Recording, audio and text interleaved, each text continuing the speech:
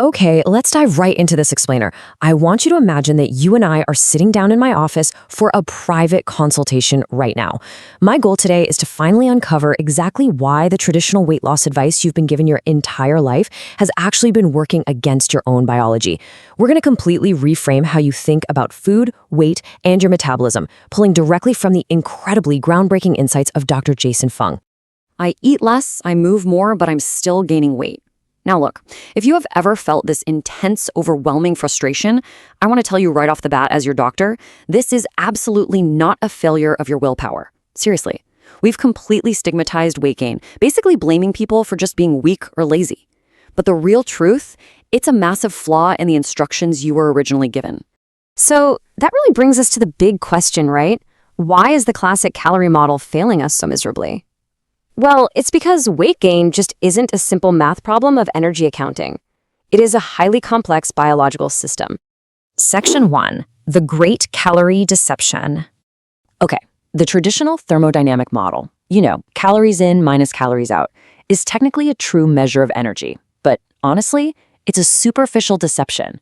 It's kind of like saying a crowded room is full simply because more people entered than left. I mean, true, but why did they enter in the first place? Weight gain is actually driven entirely by hormonal balance. As your doctor, I really need you to understand that your hormones give your body the exact biological instructions on what to do with those calories. To put this into perspective, nearly 70% of the population is overweight or obese, and that number has been climbing steadily since 1977. Think about it. When 70 out of 100 kids fail a test, you don't blame the kids, do you? You blame the teacher. We absolutely cannot blame individual willpower for a massive population-wide crisis. We have to look at the deeply flawed dietary message we're all being fed. Dr. Jason Fung points this out with just a brilliant analogy. He says, you can't cure alcoholism by saying drink less. Telling an alcoholic to just drink less alcohol than they burn off is technically true, but it's completely useless, right? It doesn't actually address the addiction. In the exact same way, telling a patient to just eat fewer calories doesn't address the deep underlying root hormonal cause of why the body is fiercely storing that energy in the first place, and why it's making them so unbelievably hungry. Section 2, the root cause. Food as hormonal instructions. So, the absolutely crucial point here is that we need to stop looking at food purely as energy and start looking at it as a biological language. Every single bite you take provides very specific hormonal instructions to your body. And the main messenger here, it's a hormone called insulin. When insulin goes up, it explicitly tells your body one thing: store this energy as fat. Literally nothing happens in your body without hormones dictating it. Let's imagine 2 different meals I could prescribe you, both with the exact same number of calories. The refined carbs, like, say, white bread and jam, trigger a massive, unnatural insulin spike. That spike immediately locks those calories away in your fat stores. And because that energy gets locked away, by 10:30 a.m., you're ravenous. But the eggs? No insulin spike. The energy actually stays accessible in your bloodstream, keeping you full and energized all day long. And this ties perfectly into your body set weight, which is essentially your biological thermostat. Constantly eating highly processed foods keeps your insulin chronically elevated. Over time, this creates a condition called insulin resistance. This resistance completely overrides your natural satiety hormones, pushing that internal thermostat up and permanently setting your baseline weight higher and higher. Section 3, the complication. The tragedy of yo-yo dieting. Now we hit the real tragedy of the traditional diet cycle. Let's say you cut back to 1,500 calories, but you follow the standard advice to graze on 6 small meals a day. Well, your insulin stays high, constantly yelling, store fat. Your body actually needs 2,000 calories to properly run your brain and your heart, but it's only getting 1,500 from food. And since your insulin is high, it literally cannot access your stored body fat to make up the difference. So what does it do? It's forced to slow your entire metabolism down to 1,500 calories just to survive. We have actually known this for 80 years. If you arbitrarily cut 500 calories out of your diet without lowering your insulin levels, your body simply responds by burning 500 fewer calories. It literally drops your basal metabolic rate. This leaves you feeling freezing cold, exhausted, miserable, and incredibly hungry. And the worst part? When you eventually give in and start eating normally again, your metabolism is now slower.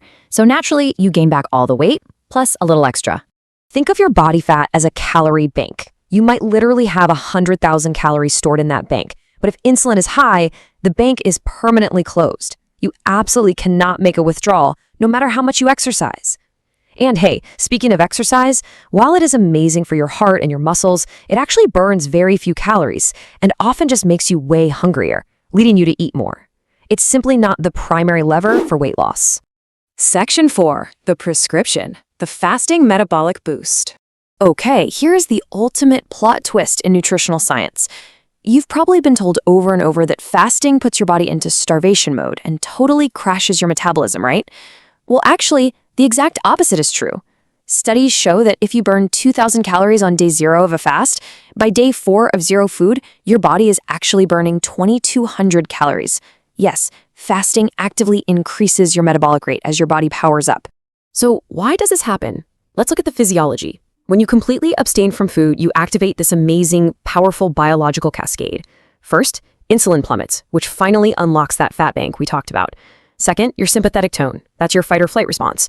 And your cortisol levels rise, giving you a massive boost of clear, focused energy to go out and hunt for food. Third, your growth hormone spikes massively to preserve your muscle mass. You basically transition from a sluggish, overfed lion into an energized, focused wolf that is running super efficiently on its own stored fat. Dr. Fung reminds us of this beautifully simple concept. Let your body eat your body fat. Your body fat is literally just stored groceries sitting in your biological freezer. It's just energy you saved up for a rainy day. Fasting is simply the completely natural, intended process of finally opening up that freezer and eating those groceries. Section 5, the treatment plan, your simple fasting guide. To fix all of this, we first have to look to the past. Back in 1977, people ate breakfast, lunch, and dinner. No snacks. If you even asked for a snack, you were told it would ruin your dinner. This naturally built a fasting window into every single day. But jump to 2003, and suddenly we're all being told to eat 5 or 6 times a day, keeping insulin constantly elevated. We have to reverse this modern disaster of constant grazing. We need to return to distinct eating boundaries, giving insulin the necessary hours it needs to naturally drop. Here is a super simple, effective protocol I highly recommend. You know, even the word breakfast literally means the meal that breaks your fast, which proves that a fasting period is totally natural. Try a 16-hour fasting window. You finish your dinner at 6 p.m., you skip your traditional morning meal, and honestly, you're least hungry at 8 a.m. anyway, thanks to natural morning hormone surges, and then you break your fast at 12 p.m. with a nice, nutrient-dense lunch. By implementing this simple timeline, you are effortlessly giving your body the required time to tap into fat stores, without having to obsessively count a single calorie. And the benefits go way beyond just sustainable weight loss. Fasting actively resets your body's weight set point. It triggers a really profound process called autophagy, where your body literally breaks down and clears out old, junky, damaged cellular proteins. It's essentially full-blown cellular rejuvenation. Furthermore, fasting provides a scientifically proven, entirely free method to reverse the trajectory of metabolic diseases like type 2 diabetes, often returning patients to a completely drug-free remission state. Your body is an incredibly smart, finely tuned machine with thousands of years of evolutionary engineering behind it. It's designed to feast, and it is absolutely designed to fast. So isn't it time we stop the exhausting, superficial calorie math, silence all that constant snacking, and simply give your hormones the space they need to heal you? Start small, listen to your body, and finally open the vault to your own stored energy.